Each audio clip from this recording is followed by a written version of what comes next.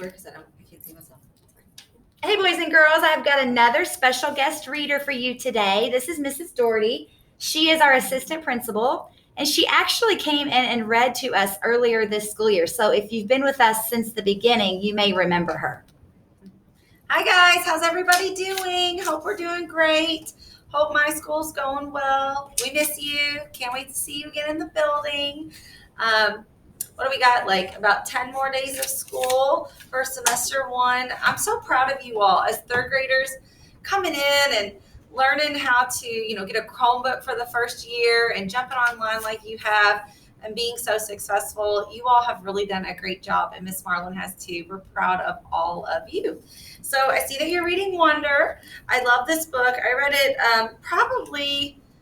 I read it to one of my fifth grade classes. I think those kiddos are in eighth grade now. So it's been a few years since I've read it, but I like it a lot. So I can't wait to dig into it with you. All right, here we go. Rehearsal. The play is taking up most of my time as we get closer to opening night. Lots of lines to remember. Long monologues where it's just me talking. Olivia had this great idea though, and it's helping. I have my fiddle with me on stage and play it a bit while I'm talking. It's not written that way, but Mr. Davenport thinks it adds an extra folksy element to have the stage manager plucking on a fiddle. And for me, it's so great because whenever I need a second to remember my next line, I just start playing a little soldier's joy on my fiddle and it buys me some time. I've gotten to know the kids in the show a lot better, especially the pink-haired girl who plays Emily. Turns out she's not nearly as stuck up as I thought she was, given the crowd she hangs out with. Her boyfriend's this built jock who's a big deal on the varsity sports circuit at school. It's a whole world that I have nothing to do with, so I'm kind of surprised that this Miranda girl turns out to be kind of nice.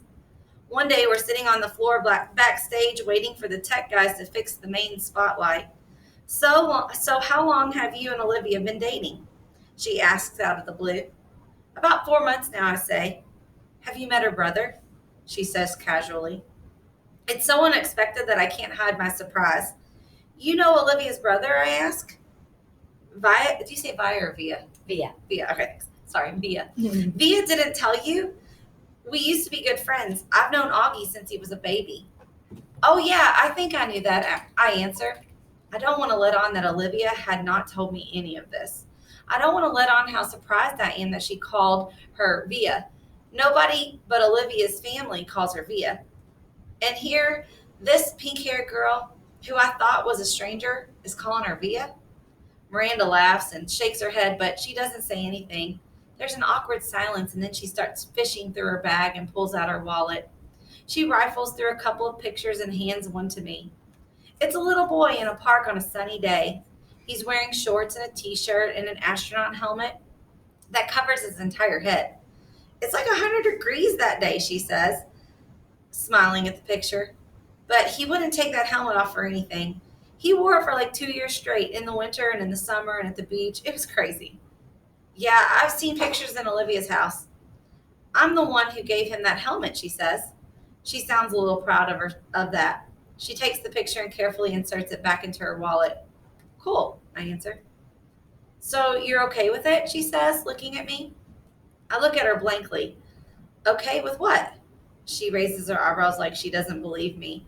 You know what I'm talking about, she says, and takes a long drink from her water bottle.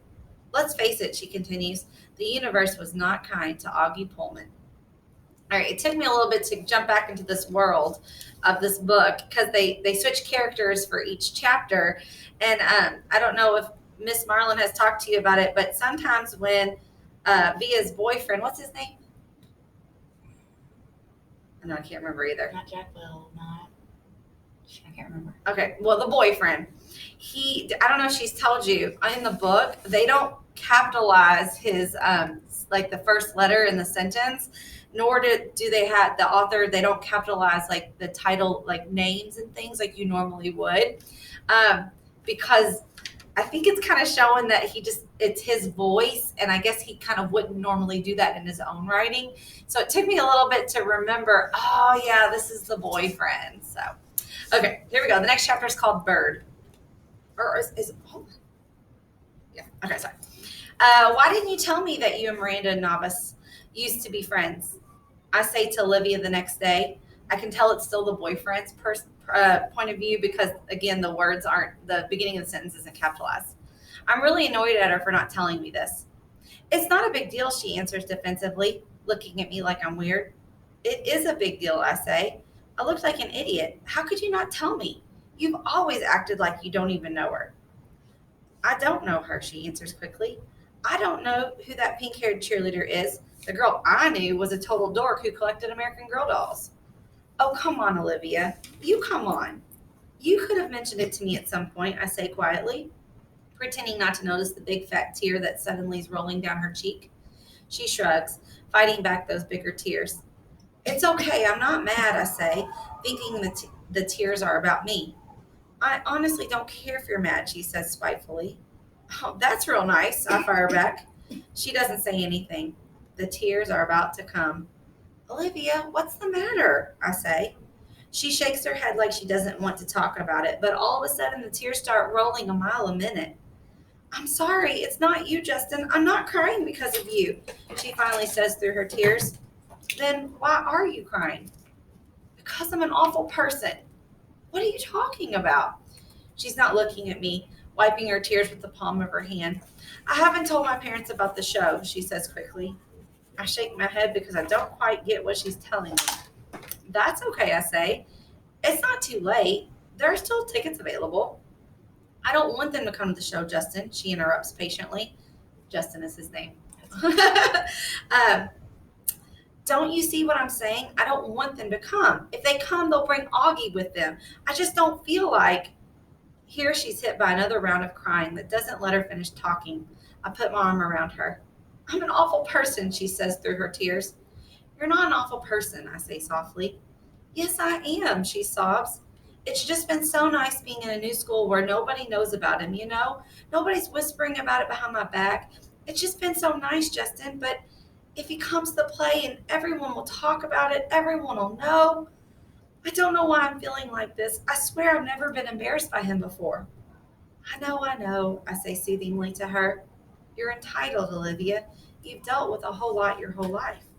Olivia reminds me of a bird sometimes, how her feathers get all ruffled when she's mad. And when she's fragile like this, she's a little lost bird looking for its nest. So I give her my wing to hide under. All right, the next chapter is titled The Universe. I can tell it's still the boyfriend because there are no capitalizations at the beginning of the sentence, which is driving me crazy. Here we go. I can't sleep tonight. My head is full of thoughts that won't turn off. Lines from my monologues. Elements of the periodic table that I'm supposed to be memorizing. Theorems I'm supposed to be understanding. Olivia, Augie. Miranda's words keep coming back. The universe was not kind to Augie Pullman. I'm thinking about that a lot and everything it means. She's right about that. The universe was not kind to Augie Pullman. What did that little kid ever do to deserve his sentence? What did the parents do, or Olivia? She once mentioned that some doctor told her parents that the odds of someone getting the same combination of syndromes that came together to make Augie's face were like 1 in 4 million. So doesn't that make the universe a giant lottery then? You purchase a ticket when you're born, and it's all just random, whether you get a good ticket or a bad ticket. It's all just luck. My head swirls on this, but then softer thoughts soothe, like a flatted third on a major chord. I got a feeling that's from his guitar he plays. Is that right? Okay. All right. No, it's not a problem. If it really was all random, the universe would abandon us completely, and the universe doesn't. It takes care of its most fragile creations in ways we can't see, like with parents who adore you blindly, and a big sister who feels guilty for being human over you, and a little gravelly voiced kid whose friends have left him over you, and even a pink-haired girl who carries your picture in her wallet. Maybe it's a lottery, but the universe makes it all even out in the end. The universe takes care of all of its birds. So now we're moving into another section of the book. It's titled Part 6, and it's in the month of August. I'm going to show you the little picture here. Ugh. You can see that? Mm-hmm.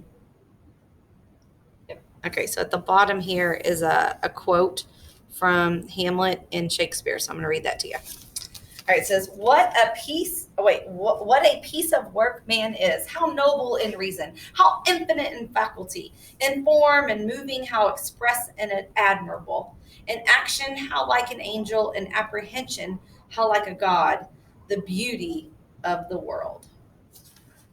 All right, so now we got to figure out who's the point of view of this section. Here we go. North Pole is the title. The Spud lamp was a big hit at the science fair. Jack and I got an A for it. It was the first A Jack got in any class all year long, so he was psyched.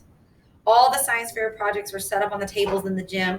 It was the same setup as the Egyptian Museum back in December, except this time there were volcanoes and molecule dioramas on the table instead of pyramids and pharaohs. And instead of the kids taking our parents around to look at everybody else's artifact, we had to stand by our tables while all the parents wandered around the room and came over to us one by one. Here's the math on that one. 60 kids in the grade equals 60 sets of parents and doesn't even include grandparents. So that's a minimum of 120 pairs of eyes that find their way over to me. Eyes that aren't as used to me as their kids' eyes are by now. And it's like how a compass needle always points north, no matter which way you're facing. All those eyes are compasses, and I'm like the North Pole to them. I can tell this point of view is Augie. And I think what he's trying to say is his classmates, they don't necessarily stare at him anymore because they're used to him, and they don't really see, his face. They just see him, Augie. But unfortunately, the parents of those kids, they're not used to being around him, so they're probably staring a little bit more, and Augie is feeling that, and I'm sure it makes him uncomfortable. All right, here we go. You'd think parents would do a better job, right? Here we go. That's why I still don't like school events that include parents. I don't hate them as much as I did at the beginning of the school year. Like the Thanksgiving Sharing Festival, that was the worst one, I think. That was the first time I had to face all the parents at once. The Egyptian Museum came after that, but that one was okay because I got to dress up as a mummy and nobody noticed me. Then came the winter concert, which I totally hated because I had to sing in the chorus. Not only can I not sing at all, but it felt like I was on display. The New Year art show wasn't quite as bad, but it was still annoying. They put up our artwork in the hallways all over the school and had the parents come and check it out. It was like starting school all over again, having unsuspecting adults pass me on the stairway. Anyway, it's not that I care that people react to me. Like I've said a gazillion times, I'm used to that by now. I don't let it bother me.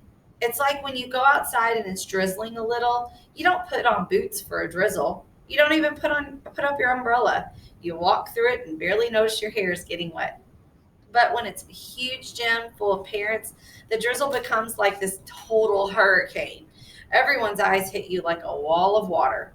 Mom and Dad hang around my table a lot, along with Jack's parents. It's kind of funny how parents actually end up forming the same little groups from their kids form. Like my parents and Jack's and Summer's mom all like and get along with each other. And I see Julian's parents hang out with Henry's parents and Miles' parents. And even the two Max's parents hang out together. It's funny. I told Mom and Dad about it later when we were walking home. And they thought it was a funny observation too. I guess it's true that like seeks like, Mom said. And I think I'm going to stop here. Yeah. Okay. I think that I saw Miss Doherty Marlin moving around. I could tell she was ready. Hey guys, thanks for letting me come in and read this. It makes me want to reread the whole book all over again. It's been a while since I saw the movie too. So, all right. Hope everybody has a great week. It's Wednesday. We're almost there to the weekend. Yay. We can do it. See you guys later.